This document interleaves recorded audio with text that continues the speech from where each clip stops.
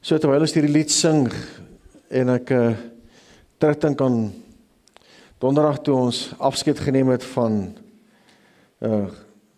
Adrie, en ek glo ek het jou toestemming om te deel, is my net wat so diep geraak het, die hele ding van sy kon die kinders met haar oorwinning met die kinders deel en sê ek is wat hemel toe. Dan het weer vir my so duidelike 'n belewenis gegee van ons is op die regte plek. Ons is op pad in die regte plek toe ook, as ek dit so mag stel. Dit is nodig vir jou om daai ding baie mooi vir jouself uit te maak, want daar is so baie stemme en so baie goed wat met mense praat en soveel goed wat gebeur in die wêreld. Al die liedere vanoggend weer speel eintlik 'n triomftog op pad na die einde toe. En ek wil vanoggend net so 'n bietjie deel rondom die hele ding van soveel goed word rondgegooi oor die eindtyd scenario, hele klomp goed wat gesê word. Maar weet jy wat? Ons weet nie wanneer die einde is nie, maar ons weet ons is op pad soontoe. En dis nodig vir ons om dag vir dag saam met hom te loop en dag vir dag saam met ons Jesus eendag op 'n slag te vat. Ene wat met my gebeur het die laaste klomp tyd is, ek is in 'n transisie van 2021 af, daai Desember eintlik 2020 waar deur my gepraat, sê dat jy raak ontslaaf van al jou boeke. Nou dit vir 'n predikant is nogal ernstig, jy verstaan, daar gaan al jou kennis en al die goedjies, en skielik begin hy sê, daar's 'n plek waar die kerk moet transformeer. Ons moet letterlik voorbegin, of 'n hele nuwe transisie begin. Jy kan op ou kennis staat maak nie. En wat begin gebeur het, is dat met die hele proses na wat die Here sê, berei die kerk voor vir die eindtyd. Ek het nou in 1992, toe ek nou in die bediening ingaan, en ek was eintyd fanatic. Al die boeke was daar, ek was al gelees, weet al die profesieë so, en hy sê vir my, jy kan nie 'n kerk bou op eindtyd teologie nie, sit neer daai goed. So 'n groot deel van my lewe moes ek in 1992 neersit en sê, ek kan nie weer aan kyk nie, maar ooreenkoms met die Here, sê Here, sê my net wanneer ons daar na die fase inbeweeg. En so 10 jaar terug sê die Here skielik vir September, hy sê vir my, berei die kerk vir die eindtyd. Ek dog nie, ek hoor verkeerd hierso, hierdie ding is nie reg nie. 3 keer praat my in daai maand van September, en hy sê vir my, die tyd, die seisoen het gekom, waar ons inbeweeg in daai fases van dit. En dit beteken nie, ons gaan volgende week wederkom sien nie. God gee sy kerk 'n kans, 10, 20 jaar, 30 jaar, om voor te berei, te transformeer, te skuif na 'n plek toe waar ons sê, ons kan Jesus ken in hierdie seisoen, in hierdie tyd. Dit is belangrik om dit te verstaan, dat wanneer God met sulke goed werk, is dit nie so baie ouens, ek kyk vir sommige van die YouTube-video's, kyk ek meen, lyk of Jesus môreoggend kom. En 30 jaar later, nog nie môreoggend gekom nie.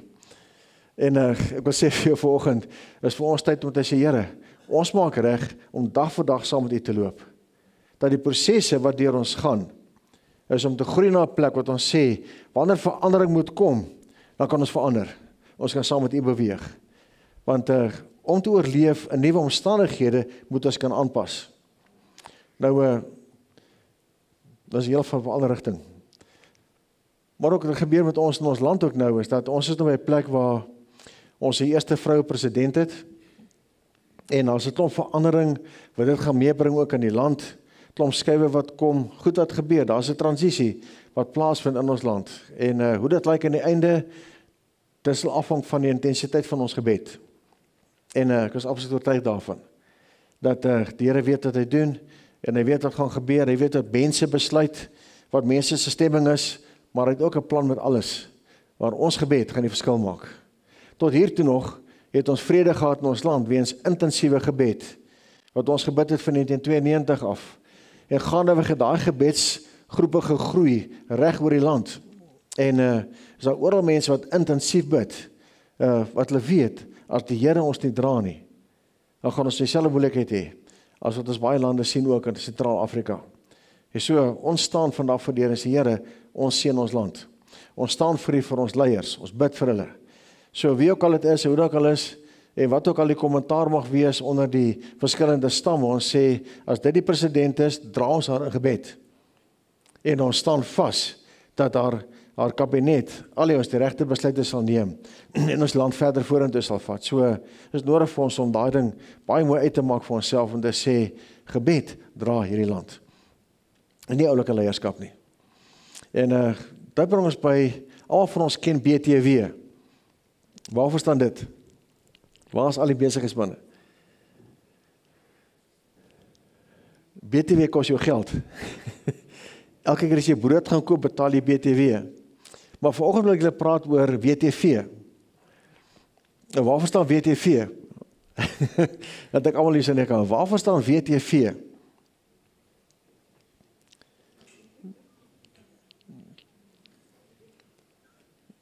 Jy gaan nou uitvind.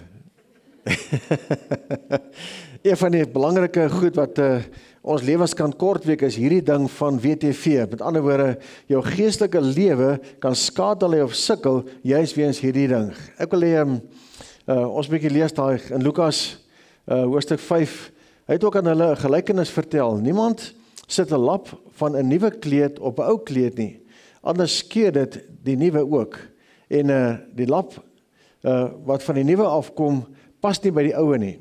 En niemand gooi nuwe wyn in ou leersakke nie. Anders sal die nuwe wyn die sakke skeur en dit sal uitloop en die sakke sal vergaan. Maar nuwe wyn moet in nuwe sakke gegooi word en albei word saam behou. En niemand wat ou wyn gedrink het, wil dadelik die nuwe hê nie, want hy sê die oue is beter. En ons praat dan hierso vanoggend oor weerstand teen verandering. Dis waar WTV staan. Weerstand teen verandering. Een van die belangrike goed vanoggend wat ek graag met jou wil deel is dat almal van ons het 'n sekere vlak van weerstand teen verandering. Dit maak saak wie jy is nie. Ons het groot geword in 'n sekere kultuur en 'n sekere familiegewoontes. En wat nou gebeur is dat wanneer jy iewers in 'n huwelik instap, dan kom jy agter, daai persoon kom ook uit 'n ander kultuur uit, en dan moet ons hierdie goed bymekaar trek. En hierso is dan 'n vermenging van kultuur en jy moet dan nou leer om met mekaar saam te leef en baie keer is daar 'n weerstand teen die verandering. Ook wanneer gebeur met soos mens groot word en soos jy dan geestelik groei, kom na plekke waar die Here jou uitdaag en hy sê vir jou, jy moet skuif na hierdie plek toe, jy moet verander. En wat dan gebeur is dat daar's 'n weerstand teen daai verandering om baie redes. Ons sê die oue is beter. So, wat gebeur met ons in hierdie tyd waar ons leef nou, is daar 'n transisie wat in die kerke besig is om plaas te vind wêreldwyd. As 'n klomp goed wat gebeur wat ons dalk nie eens bewus is van nie, ons het net ons wêreldjie hierso wat ons besig is om mee te loop. En dan gebeur dit dat jy moet kan verander, jy moet die kapasiteit kan hê om te kan sê, my weerstand teen verandering is nie van so 'n aard dat ek nêrens heen gaan nie.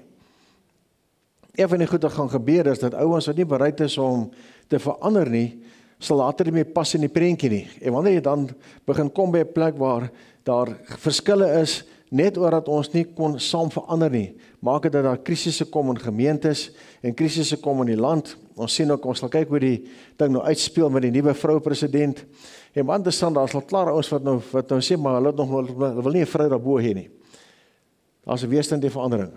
En ons kan nie saamwerk met dit wat besig om te gebeur hierso nie. So, een van die belangrike goed dat ek graag net wil neersit vanoggend is dat almal van ons het 'n sekere mate van weerstand teen verandering. Is iets wat jy mee moet deel, is iets wat daarmee moet maak. Met ander woorde, daar's sekere behoudende beginsels wat ons nie verander nie, maar daar's goed hierbo wat skuif, soos die Here ons vorentoe vat ook in die gemeente. En Jesus vertel hierdie juis in die seisoen waar hy's gebore om die wet te vervul, aan die kruis te sterf, en aan die ander kant, by Handelinge 2, toe die Heilige Gees uitgestort is, was dit 'n totaal nuwe, ander kerkmodel. En dit niks te doen gehad met die oue nie. En kan jouself indink, hoeveel weerstand was daar? Daar was klaar weerstand van die Fariseërs toe Jesus dan hierdie ding begin aankondig het en 'n nuwe leer begin gee het, wat hulle gedink 'n nuwe leer is. Ek weet, hy breek al die reëls, maak mense gesond op die Sabbat en al hierdie goeders wat mense geskep het, en hy vryf hierdie manne se hare erskeef, jy verstaan, soveel sê hulle wil hom doodmaak. Wie is hierdie ou? En as gevolg van hulle weerstand teen verandering, het hulle die Bybel, of daai tyd die Ou Testament vertaal, geïnterpreteer in 'n sekere manier. En dit was hulle reël. Hulle het gewag vir hierdie Jesus wat die Romeine in die see gaan aanjag. En laat my dink aan baie keer van ons kontekstuele teologie vandag ook, jy verstaan, Jesus is die marxistiese leier wat revolusie bring en vryheid bring en al hierdie goeters en baie keer wat gebeur is met dit, kom soveel skade, soveel krisisse wat dan geskep word met dit. En baie keer ook in ons eie midde was Jesus die verlosser van die wit man. Alright, gaan ons sommer daai kant ook gaan. As jy reg terug gaan na 1900 toe, waar alles begin het. Dan begin ons by die plek waar die kerk, die staatskerk geword het. En die kerk is die een wat ons voortbestaan moes verseker.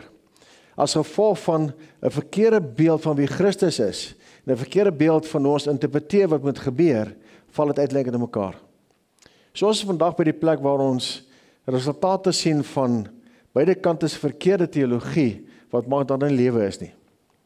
Waar kerke nie kan funksioneer nie. Ek sê nou volgende baie reg, het 'n belangrike ding. So, wat wil die Here doen? Hy kyk na sy liggaam, hy sien dis disfunksioneel, hy sien daar's 'n klomp pyn, klomp mense wat in die kerk verlore gaan, weens 'n verkeerde teologie wat verkondig word. En ek gaan nou nie daarop ingaan vanoggend nie, ek kan 'n klomp goed uithaal, maar een van die goed wat belangrik is dat God kyk dan en hy sê, ek moet iets doen om die kerk te skuif na 'n plek waar daar weer lewe is.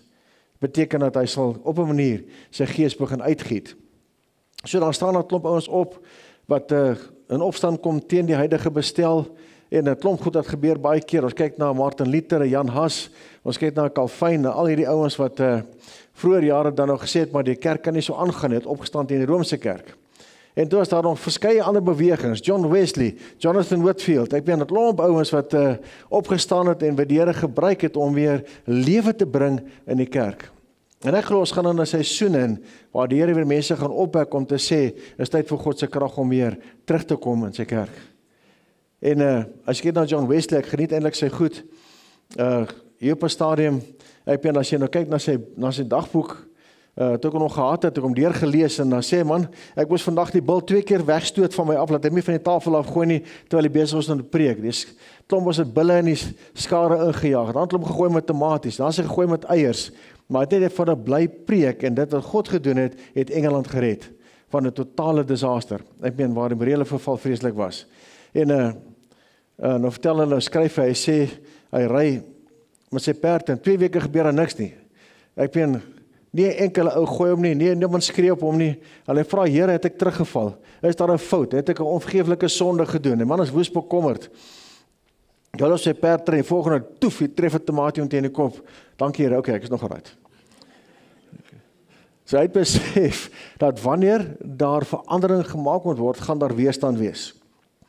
En weerstand het te doen met, die Here gaan sy krag vrystel, en daar's weerstand teen dit wat God wil doen ook. En ek wil hê vanoggend dat jy bietjie jouself sal dinge, watter kant gaan jy jouself bevind? Aan die kant wat sê, Here, ek buig, verander my, vorm my, of gaan jy die ou wees aan die ander kant, wat gaan sê, nee, ons kan nie die ding aanvaar nie. Ek kan nou in die 80er jare, toe die herlewing in Argentinië uitbreek, as jy nou nog te klein was vir dit, wat gebeur het was, die Falklandoorlog het Argentinië verloor, en dit het die mag interessant genoeg van die Romeinse kerk oor Argentinië gebreek. Die hele bevolking het klaargemaak met dit, skielik het daar soveel herlewing uitgebreek, geweldige goed wat gebeur het. Ek meen, as jy die geskiedenis lees en jy terug voordat jy kry en al die goed wat nou buite die kontroversiële nonsens is, soos goud, en dan hierdie tannie nou goudstukkies na haar hare, en dan was sy haar hare, en dan val dit op die Bybel, en al die twak wat gekom het as gevolg van mense wat dan, ek wil sê, con people geword het, wat dit wil gebruik vir hulle self. Maar in daai herlewing, ek meen, was daar soveel goed dat gebeur het, wat die Here bonatuurlik beweeg het. Ek meen, blykbaar is daar nie baie tandarts in Argentinië nie, en ouens sit volle tande. Dan bid hulle vir die mense, en die tande word sommer daar so gaatjies toegemaak en al die goed. Ek kan nou so goed al hierdie goed, en een nou wys vir my, hy sê, man, ek was daar, kyk hierso, daar's 'n kruisie op sy tand, en een van my ou vriende, ek meen, hy gaan soontoe, en hy kom terug, ouens kry goue tande en hierdie goeders, en ja, interessant, jy weet, en hy staan die volgende gewoon op, en hy kyk in die spieël, en hy kyk so, en as die mond so ooptrek, hier sit 'n goue tand waar sy kroon was. Ben, dis 'n ou wat nie hierdie charismatic, high-spring ouens was nie. Met ander is nie, hy was een van die doodnormale ou, 'n gemeente gehad, Louis Trichardt. Hy sê, man, vir die volgende 6 weke, voel my mond bly oop, jy was nou almal kyk hoe lyk hierdie tand. Wat was die boodskap wat God gegee het vir die mense? Ek is werklikheid. Ek is die bonatuurlike God. Ek kan dit doen. En ek glo die Here wil ons terugbring by 'n plek waar dit weer is dat die wêreld sal weet, dat Namibië sal weet, Jesus Christus leef. daar gaan kontroversiële goed dalk gebeur. Ek weet nie hoe ek sê vanoggend nie, maar ek was nie deel van wat ek wou gedoen het nie. Maar ek ervaar vanoggend wat die Here wil doen is om ons uit te daag om te sê, sien jy kans om deel te wees van hulle wat die avontuur saam met God beleef en die bonatuurlike sal toelaat in jou lewe, dat jy kan groei en kan deurbreek. Maak 'n saak wat jou ouderdom is nie, maak asof jy 80 of 20 is nie. Jy sal deel wees van hulle wat sê, ons sal die nuwe wyn soek. En dit is 'n verskriklik belangrike ding. Weerstand teen verandering het te doen met tradisie. Ons doen dit al vir 100 jaar so hoekom moet ons verander? En nie alle tradisie is sleg nie, hoor my mooi. Maar wat baie keer gebeur is dat tradisie kan maak dat ons so vasgevang raak aan ons metodes en ons maniere, dat ons nie kans het om 'n nuwe ding te doen nie. Dan is dit tyd om uit te breek. Tyd baie keer om te sê ek laat gaan. So, ek weet nie wat gesê het nie, maar ek weet toe daai boeke moes gaan.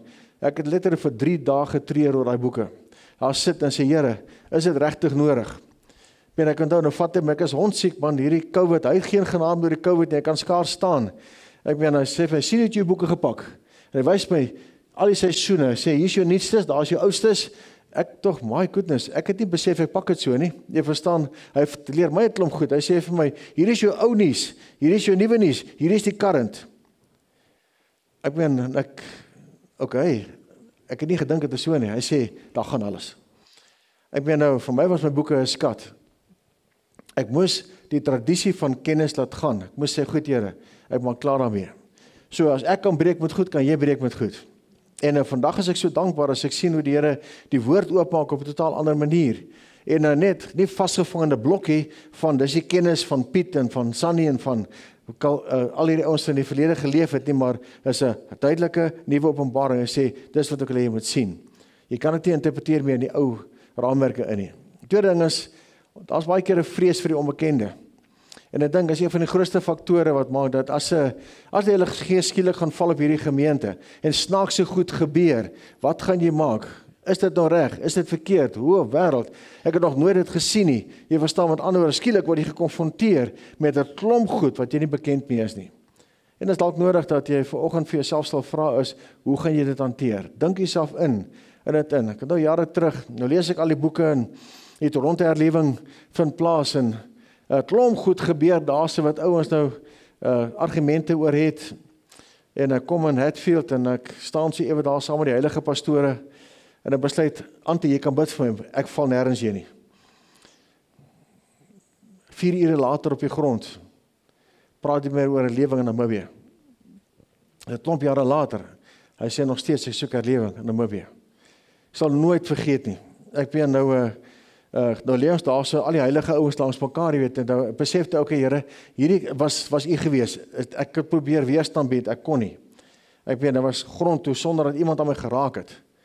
En nou staan almal op en ek wil opstaan en hy is my hand my so vat, hy druk my so vas. Hy sê vir my, jy bly hier agter vandag. Ek het 'n afspraak met jou. Nou wat in daai 5 ure gebeur het, gaan ek nie vir jou praat nie. Dis baie keer vreeslik wat jy moet bely en jy sien jouself en jy sê, Here, ek het nie gedink ek lyk so nie. So uiteindelik kon ek 'n tipies mens, nou staan daar so 'n klein stoeltjie daar so, net so 'n meter van my af. Nou lê ek hier so en hy staan daar so en Heilige Gees sê vir my, sê vir hierdie ou wat my nou moet oppas, hy moet daai stoel nader skuif dat jy kan skryf op hom. Ek kyk die stoel sê ek dog maar nee man, ek weet dis skaars.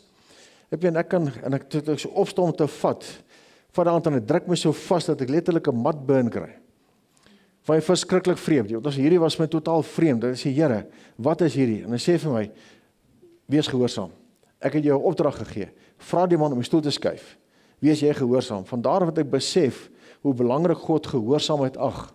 Ek ben in my eie kop en my eie wil en my praktiese brein en my ingenieurs oulike ding van ag nee, wat is maklik. Skuif ons sommer na. Hy sê, sorry Opel, you'll be obedient. Soveel goed het daar geleer dat vandag nog my lewe dryf. Maar baie keer het ons 'n vrees vir die onbekende, vrees vir hoe gaan dit werk, wat gaan gebeur? En dit is nodig om te kan weet, jy gaan daarmee moet deel, dalk binnekort. Baie keer het ons 'n ding van beheer. Die oomblik wanneer goed begin skuif, verloor ek beheer oor my situasietjie, my beheer oor my ding. Eintlik is die vraag wat jy vanoggend nog vra is, wat se beheer het jy regtig? Ek was 'n kontrolfreak. alles in die gees probeer beheer, en gebid, en geroei, tot een oggend die Here vir my sê, so, ek klaar met die Here, ek is seker al miljoen demone gebind oor Windhoek. Ek bedoel, hoeveel is nog oor? Nou, so lang stilte. En hy sê vir my, jy probeer 'n ding beheer, wat ek jou nie gevra het om te doen nie. Ek sal oggend om my 6:00 die oggend sal ek nooit vergeet, sit ek daar, en die Here vat my terug na die boeke wat ek gelees het. Ek ben, hy onthou die bladsy beter as ek, hy sê, ek gaan lees daar, jy het dit onderstreep, en hy vat met deur 'n hele reeks van goed, hy sê, vandag los jy dit, jy soek my, hou op om te probeer, om met geestelike oorlogvoering, alles te probeer beheer, is nie moontlik nie, is my job, en baie keer moet ons beheer laat gaan, ook in ons lewens, as Here my uitdaag daarop, gaan hy jou uitdaag, dat jy kan sê, Here, ek laat gaan. Die ander ding is, ons hou baie keer nie van verandering nie. Ek meen, as jy die tipe ou is wat jou sitkamers vir die volgende 20 jaar staan, lyk dit dieselfde, gaan enige vorm van verandering gaan vir jou uitdaging wees. Maar baie keer ook in ons geestelike lewe, sukkel ons met 'n uitdaging om te verander, om te skuif, om nuwe dinge te doen. Maar dis gaan gebeur, die Here gaan vir ons uitdaag met dit. Almal van ons het gewoontes. Jy het agtergekom, jy borsel jou tande op 'n sekere manier. Jy doen dit sonder om te dink. Jy ry op 'n sekere manier, sonder om te dink. En as iemand jou begin vra, hoekom doen jy dit? Wanneer jy, maar doen ek dit so? En ek het nie besef, ek borsel verkeerd nie, tot op by tandarts kom, en die oomie gryp my daar, hy kyk my tande, en hy sê my, hey, jy borsel jou tande heel verkeerd. Ek sê, is daar 'n regte manier? Hy sê, natuurlik is daar 'n regte manier. En hy gryp daar so 'n kakebeen, en hy tandeborsel, en wys hy vir my, hoe dit gedoen word. Ek moes my gewoonte verander, om 'n tande reg te borsel. Ok, vandag het ek nog net 1 stopsel oor, so, dit het gewerk. En ons het gewoontes. En daar is sekere gewoontes van hoe jy goeders doen. En baie keer sal die Gees jou vra om daai gewoonte se patroon te verander en dit te breek. En ook regtig gee vir oggend dat jy sal weet, as baie keer wat die Here jou gaan vra, skuif goed, lees jou Bybel anders, bid anders, en vat jou gewoontes, evalueer dit 'n bietjie, sê, wat is regtig sinvolle gewoontes? Wat is simpel gewoontes? Almal van ons het simpel gewoontes, gaan kyk maar. Wat is dit wat die Here wil hê met skuif vir oggend? Wat jy kan sê, dit is die pad van dit wat God wil doen in my lewe. En ons gewoontes van hoe jy konflik hanteer, jy het gewoontes van hoe jy by die werk opdaag, jy het gewoontes van hoe jy goeie sê vir mense. Dis nou maar ek. Ok, jy kan nie meer net ek wees nie. Daar is dalk 'n nuwe mens wat God wil hê moet word. So, kom ons kyk 'n bietjie na hierdie ding. Ek gooi dit op die tafel, dis die Here van gisterand gesê het ek moet doen. So, kom ons kyk. Nuwe wyn kom deur nuwe openbaring wat God gee. En dit is belangrik vir oggend dat ons wil graag by die geestelike ook bly, nie net algemeen nie. Maar daar's 'n skrif wat my baie diep raak en hy sê, roep my aan en ek sal jou antwoord gee en jou bekend maak groot en ondeurgrondelike dinge wat jy nie weet nie. Die eerste belangrike ding is dat jy moet God soek vir verandering. Jy moet God soek vir nuwe openbaringskennis wat van hom afkom. Ek meen, enige persoon wat sy lewe so half sonder avontuur is, beteken jy soek God nie vir nuwe goed nie. Jy soek God nie vir 'n diep openbaring van wie hy is nie. Eerste belangrike ding is, wanneer jy sê, Here, ek wil U beter leer ken, wat gebeur met jou is, klomp openbaring kom, want God wil hom aan jouself openbaar.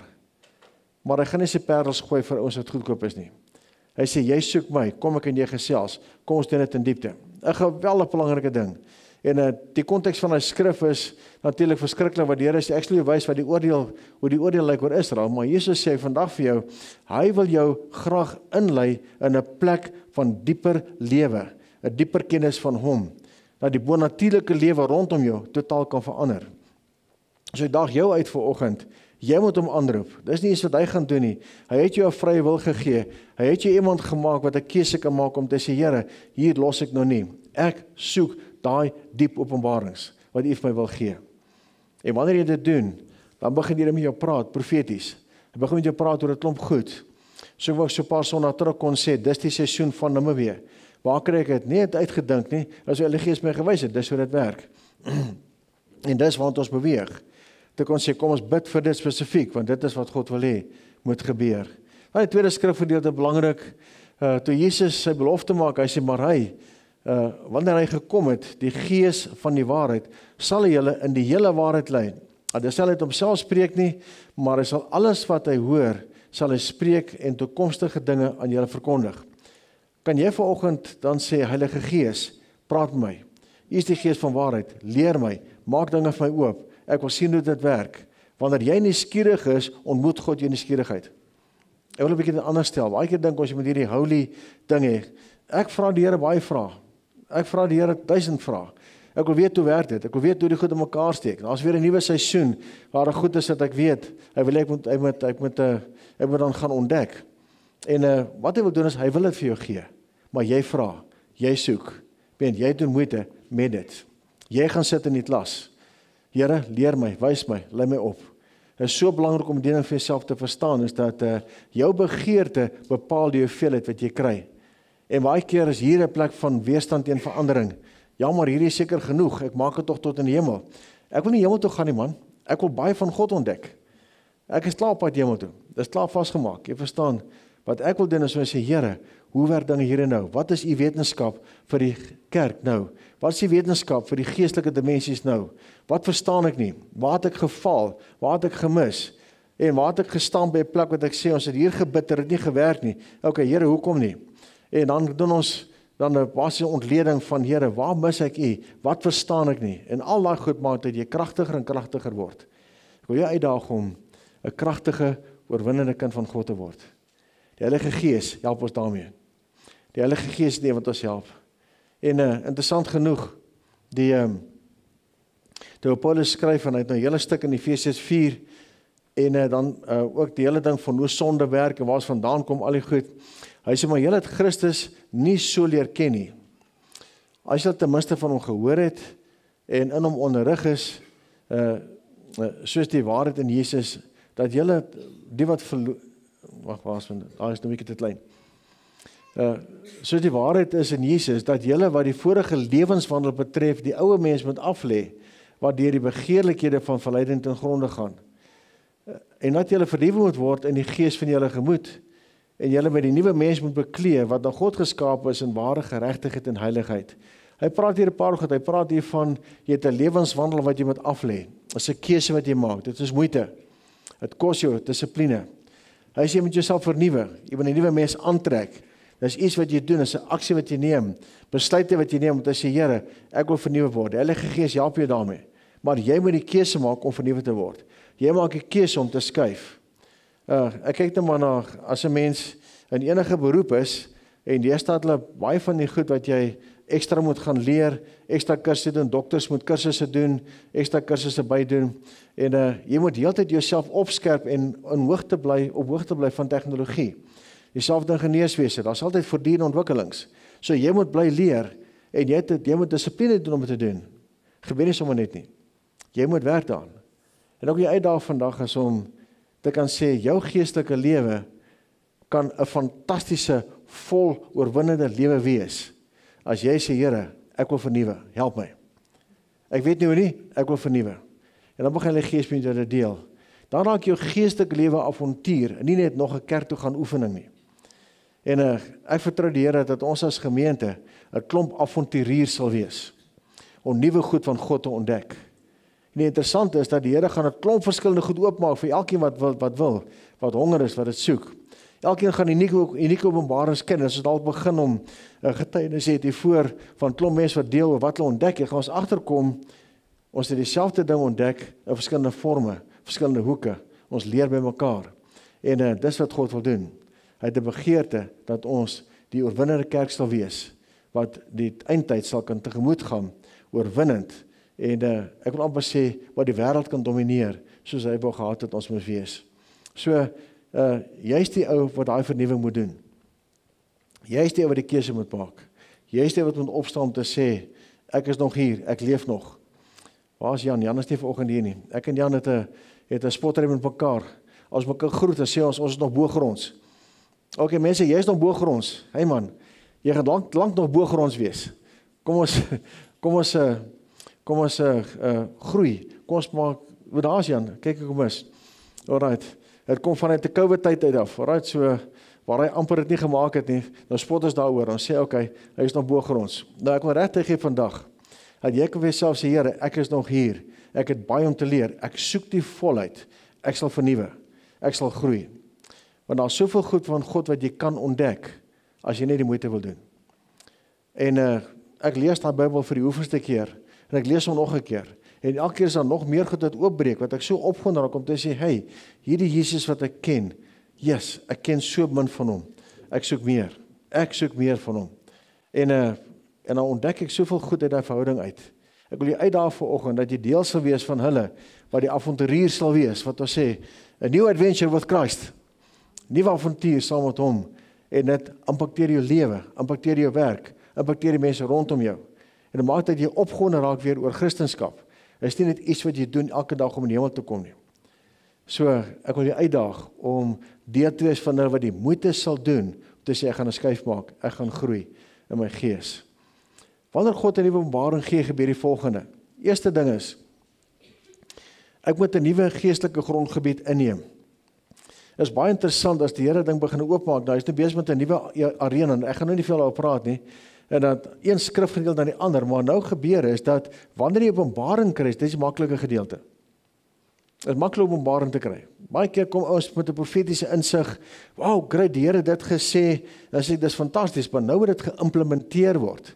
Nou moet dit my lewe verander. Nou moet ek iets daarmee doen. Ek moet daai geestelike grondgebied wat die Here oopmaak, moet ek inneem. Dit kom deur gebed, deur dissipline, deur voordat te staan saam met hom.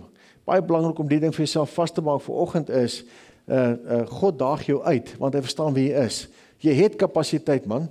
Jy het vermoë om te groei. Jy het die vermoë om daai grondgebied in besit te neem. En daarom sê vir jou vandag, jy kan dit doen. Jy kan wen. En jy moet 'n geestelike grondgebied inneem.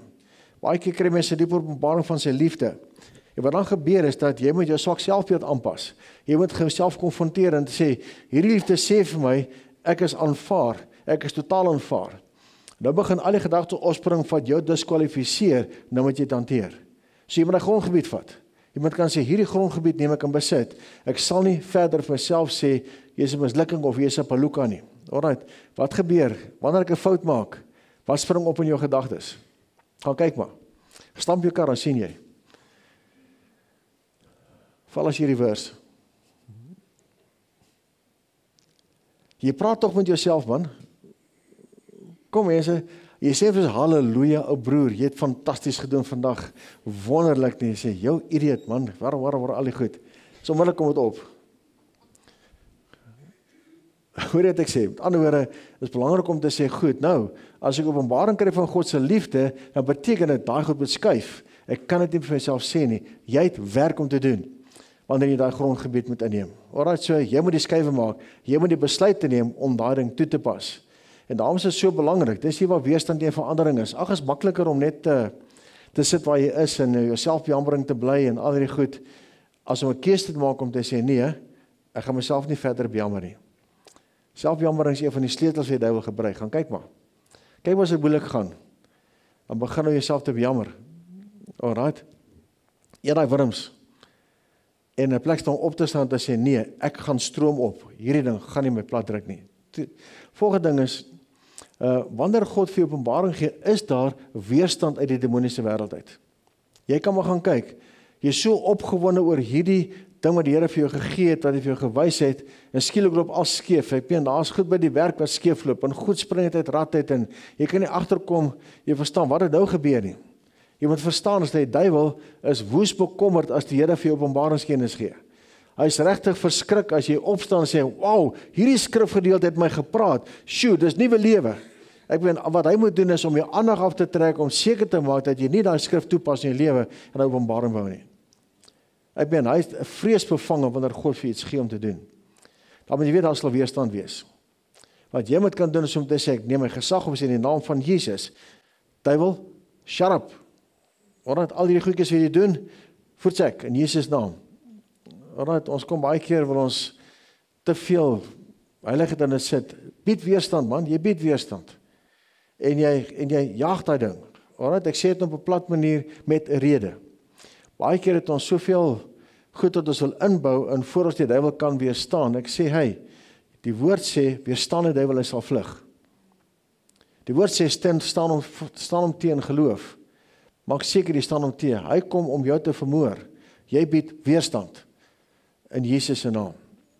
Ek meen, hoeveel keer het ons al gesien waar mense in die eenvoudigheid nie die regte protokol gebruik nie, en tog vrykom. Want God sien 'n hart. Hy kyk na jou hart. Hy weet wat jy bedoel, wanneer jy goed sê. En ek gaan net 'n klomp storieetjies herhaal nie, daar's 'n klomp interessante goed wat ons al beleef het. Ek weet, kom ek deel 1. Ek sit daar so met 'n spesifieke persoon, maar hy buig so by my deur in, en ek kom sit daai stoel so vol, ek dog, Here, jy het engele nodig om my stoel te vashou. Hierdie stoel gaan dit nie maak nie. Massiewe ou, nie vet nie, maar dis net, hy's 'n lorry drywer, maar ek kan sien, hy gym baie. Alright, so hy verstaan, en hy sit daar so, en ek het vergeet hoekom hy daar gekom het, maar in die hele proses konfronteer ek hom. Nou, hierdie klein ouetjie wat hierdie groot ou sê in die naam, jy moet jou Here half vir Here gee. Jy stop nou met jou nonsens, en hy vlieg daar op, en hy pluk sy tissues uit, en hy kyk my sê, ek wil die Here aanneem. Jy sit daar so, jy skrik jouself. Hy sê, nou doen dit. Hy sê, Here, hier is ek. Alright, hy sê, ja, gedewil, voortsek. En daar is hy vry. En hy stap daar uit 'n ander mens. Het ons die protokolle gevolg nie, ons het nie. God het hom aangeraak. Jesus het daai houvas op sy lewe gebreek, want hy het gekies. Dan wil ek sê vanoggend is dit, dis 'n encounter of 'n ondervinding tussen jou en God. Alright? En daar's nie, die liefde het nie reëls daar nie. Liefde sê, ek haal jou uit. Ek red jou uit. So, daar's altyd weerstand, wanneer daar openbaringskennis kom. Jou karakter gaan getoets word. Alright, jou kapasiteit word vergroot. Die oomblik wanneer jy deure breek en gegroei het jy groter geestelike kapasiteit, jy het groter emosionele kapasiteit, jy het 'n groter vermoë om te leef. Alright, en jy moet geestelik weerstand bied teenoor dit wat jou grense probeer kleiner maak. Die vyand sal altyd probeer om jou geestelike grense kleiner te maak. Jy kan maar gaan kyk, hoe maklik is dit om te kompromieer? Ag, ek het nie vanaand lus om te bid nie. Môreoggend staan jy op, nee wat? Die dag lyk oké, ek gaan nie vanoggend bid nie. Voor die ooit het jy vir 2 maande nie gebid nie. Dit is maklik om te kompromieer. Maar jy moet geestelike weerstand bied. Jy sê, hierdie openbaring is deel van my lewe. Dit is my grondgebied. Ek verdedig dit. Ek weerstaan alles wat die vyand probeer doen om my wêreld kleiner te maak. Jou grondgebied word vergroot. Jy moet dit verstaan. En verandering, nou wil ek afsluit vanoggend, dis verg harde werk. Dis nie iets wat jy net kry nie. Openbaring deur die Heilige Gees kom maklik. Gaan dit weer opsom vir jou. Tweede ding is, implementering daarvan is moeite. Dit kos jou iets. Ek wil jy uitdaag vanoggend om daai moeite in te sit. Ander wat belangrik is, dit kos dissipline om die openbaring jou eie te maak. Wat ek prakties doen, is wanneer die Here vir my 'n begrip gee, sal ek altyd sê, Here, is daar 'n skrifgedeelte wat aan gekoppel is? Daar's altyd 'n skrif gekoppel aan dit. Is daar Bybelse beginsels, dan bestudeer ek dit. Maak dit my eie. En dan begin ek dit te herhaal vir myself. Met ander woorde, ek speel graad 1. Ek sê daai versie op, ek lees hom 20 keer. Ek lees hom in verskillende vertalings tot hy iets hier binnekant skuif hier binnekant. Met ander woorde, ek doen moeite om daai openbaring vas te maak. Jy gaan agterkom as jy dit nie doen nie, môreoggend het jy hom vergeet. Hoeveel keer ons my gesê, jy weet, dit was so wonderlik om dit te beleef. Hy sê, en vertel my, hy sê, kan nie met my onthou nie. Dis verskriklik. Dis in bekopheid. Ek sê nou, jy het nie moeite gedoen om dit vas te maak nie. Jy moet dit vasmaak. Ek wil regtig gee vandag, dat jy daai moeite sal begin doen. Dat jy dissipline sal toepas om te sê, Here, dit wat jy vir my sê, of wat jy in die kar ry, en jy sien 'n toneel, en hulle gee sê vir jou, sien jy, dis my liefde daai. Of hoe kan hy met jou praat? Hy praat met ons op baie verskillende maniere. Party ons is woordmense, party ons is gevoelsmense. Jy ervaar 'n ding. Party ons is prentjiemense. Jy sien 'n prentjie. Jy verstaan hoe ook al die Here met jou praat, is daar 'n plek wat jy moet kan sê, kan dit vasmaak. As jy my Bybel kyk, sal jy sien, dis 'n logiese Bybel. Alright, hy's vol ingenieursbeginsels. Jy weet, 'n lyk 'n Bybel nie. My Bybel is vol ontwerpe, strukture, goeders wat my gebruik, wat met my praat. Hoe praat jou Bybel met jou? Ek vir 'n vrou vra. Ek gaan daar sommer in die diepkant ingooi, so konstant gee voor. Ek kan iemand anders vra, maar net ons skrik hulle self hulle uitlinge. Nou, sy het 'n ander Bybel as ek. Hoe praat jou Bybel? My Bybel is ingekleer. Hy's vol kleure en baie wel woorde praat met my, so ek skryf dit baie oor en ek het baie verskillende vertalings en almal is ingekleer. So praat dit met my. En sy is 'n storiemens. So die stories praat met haar. Baie dankie. So almal van ons het 'n manier hoe jy Bybel lyk en hoe dit met jou praat. En dis hoe God met jou praat, volgens jou persoonlikheid. Ek dink die heel eerste keer toe ek 'n ou seun se Bybel staan so, maar hy het hierdie klomp papiertjies, hierdie boekmerkies en hy sê, wat sal hy goed het? Klomp verskillende kleure en hy maak ons so oop en dit is net so is ingekleer en gestreep en alles. En dit weerspieël hoe God met hom praat. En almal van ons hoor God se stem op 'n ander manier. Ek wil hê, vat dit en maak dit jou eie. Doen moeite om dit wat God vir jou sê, jou eie te maak. Maak saak hoe dit kom nie, of dit 'n prentjie is of 'n droom is, of feite wat jy lees, 'n storieboek wat jy lees. Jy weet hoe die Here met jou praat. Maak dit jou eie. Baie belangrik. En dit vat energie om dit te leef. Daarom het jy die krag van die Gees nodig. Ek wil daarmee afsluit.